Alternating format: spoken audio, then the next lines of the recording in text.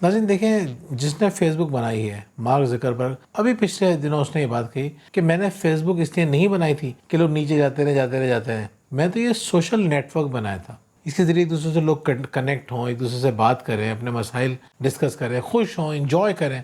मैंने तो दोस्ती का एक नेटवर्क बनाया था। लोगों ने इसको स्क्रॉल डाउन के लिए इस्तेमाल करना शुरू कर दिया। मैंने इस मकसद के लिए नहीं बनाया था।